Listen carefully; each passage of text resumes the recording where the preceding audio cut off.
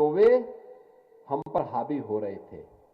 हम अगर एकजुट होकर के उनका मुकाबला करते, दुनिया का एक भी आक्रांता भारत की सामने ठहर नहीं सकता था।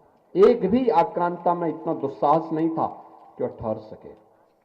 और राजस्थान तो वीर भूमि का नाम है, जिसने लगातार सैकड़ों वर्षों तक देश की आजादी के लिए, मातृभूमि की रक्षा के लिए अपना बलिदान दिया। आज भी यहां का नौजवान भारतीय सेना में, पैरामिलिट्री में भर्ती होकर के देश के अंदर सुरक्षा का दायित्व का निर्वहन पूरी ईमानदारी के साथ, पूरी निष्ठा के साथ करता है। यह परंपरा वही परंपरा है जिस परंपरा को आगे बढ़ाने की आवश्यकता है। और उसी परंपरा के साथ जुड़ते हुए आज यहां पर हम लोगों को श्री मंदिर के साथ भी जुड़ने का अवसर प्राप्त हुआ है। इस रत्नेश्वर महादेव मंदिर के इस लंबी यात्रा के साथ महाराज मानसिंह की भी स्मृतियां हम सबके साथ जुड़ी हुई हैं। उन राजाओं महाराजाओं की स्मृति भी हमारे साथ जुड़ जाती है। यानी एक और हमारे संतों की पवित्र परंपरा है, दूसरी तरफ उन राजा महाराजाओं की भी ओजस्वी परंपरा है, जिन्होंने इन सभी कार्यक्रमों को व्यवस्थित रूप से आगे बढ़ाने के लिए उस समय मुक्त हस्त से सहयोग देकर के इस पूरे कार्यक्रम को इस रूप में दिया। आप सोचो ना कि जालंधर नाथ जी महाराज के इस पवित्र मंदिर के निर्माण के लिए उस समय महाराज मानसिंह ने सहयोग नहीं किया होता, वह एक गुफा जैसी रहती, उसी गुफा में मंदिर का निर्माण और उस मंदिर के निर्माण के साथ साथ प्राचीन मंदिर और मठ का निर्माण, और बाद में पूज्य शांतिनाथ जी महाराज ने एक भव्य मंदिर का निर्माण, और उस भव्य मंदिर को एक नया स्वरूप हमारे पूज्य गंगानाथ जी महाराज ने दे दिया। क्या भव्य स्वरूप, क्या भव्यता है, क्या दिव्यता है, क्या आध्यात्मिकता है।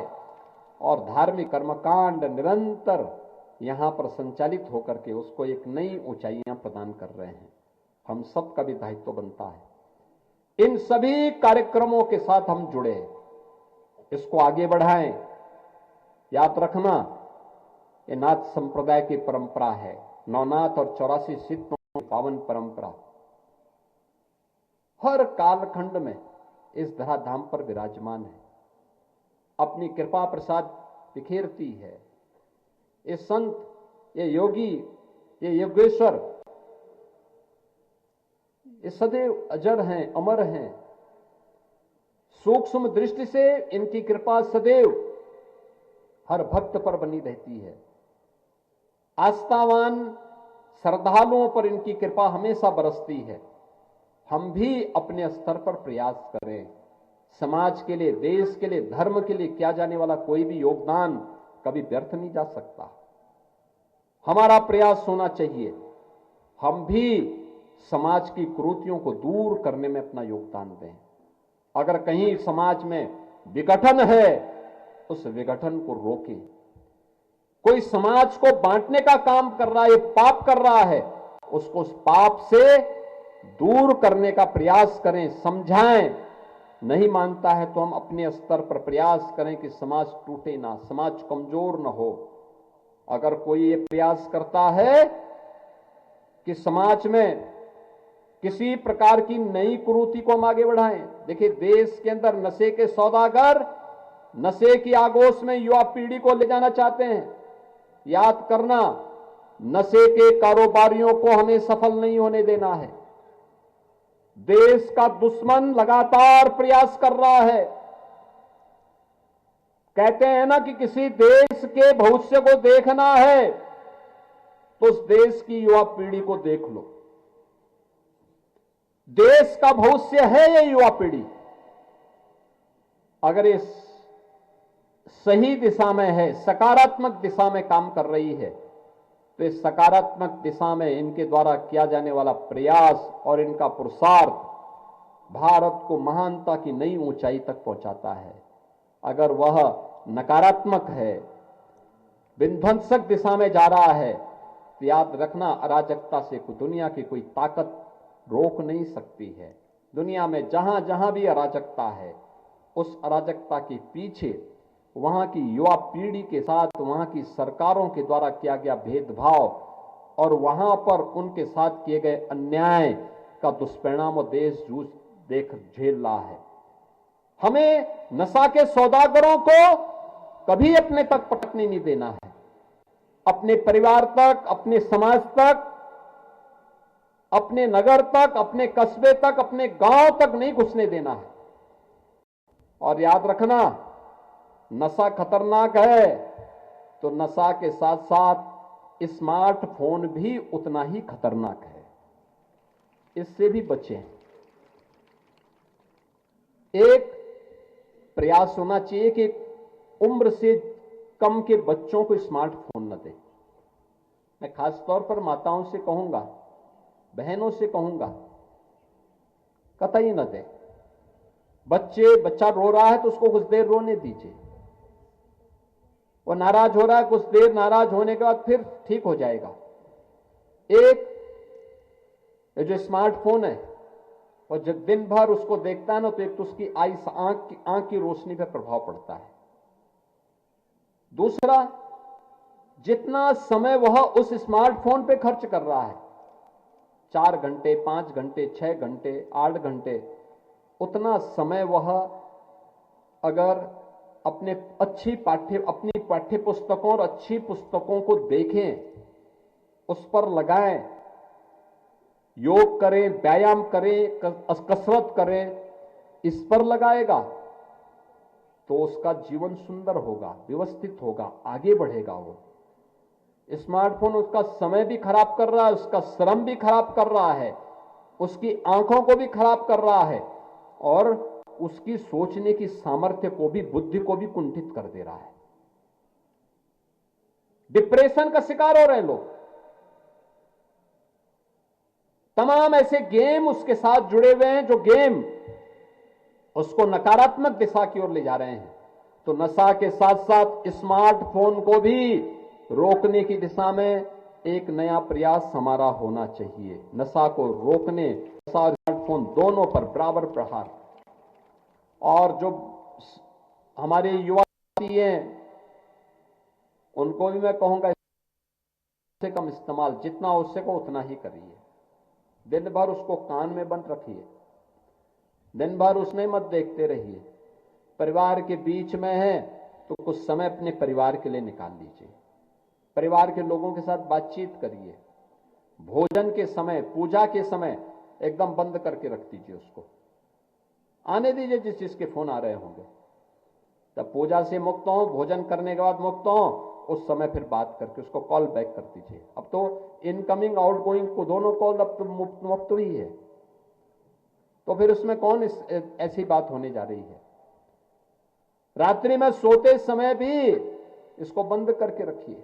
इमरजेंसी हो तो इमरजेंसी में बात करने वाला व्यक्ति आपको सूचना दे दे, लेकिन सामान्य समय उसको बंद करके रखिए। ये स्मार्टफोन एक समय के बाद एक नई बीमारी पैदा करने वाला है और वह है डिप्रेशन का। एक बड़ी लंबी संख्या इसका शिकार होने जा रही है। इसके कारण आत्महत्याओं की प्रवृत्ति बढ़ी है, छोटी छोटी बातों में। अरे जीवन में सफलता और असफलता एक दूसरे के पूरक होते हैं। हमेशा सफलता ही मिले या आवश्यक नहीं।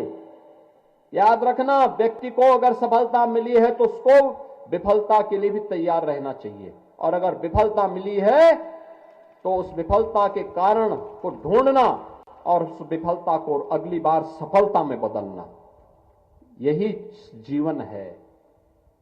जीवन में सदैव सफलता नहीं मिलती है, कभी सफल होते हैं, कभी विफल होते हैं, और तब जीवन चलता है तो उसमें मजा भी आता है, अच्छा लगता है, सफलता की कीमत का एहसास होता है।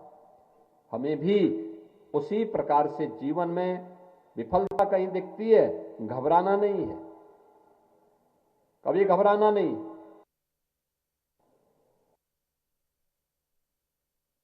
मुकाबला करेंगे, चुनौती हमारे सामने है, हम उसका मुकाबला करेंगे, उसका और अच्छा बनाने का प्रयास करेंगे। हम क्यों घबराएं? कोई आपके भाग्य को थोड़ा ले सकता है। और जब तक ईश्वरीय कृपा नहीं होती न तब तक कुछ भी नहीं मिलता है, और अगर ईश्वरीय कृपा हो गई है तो कोई आपको रोक भी नहीं सकता है।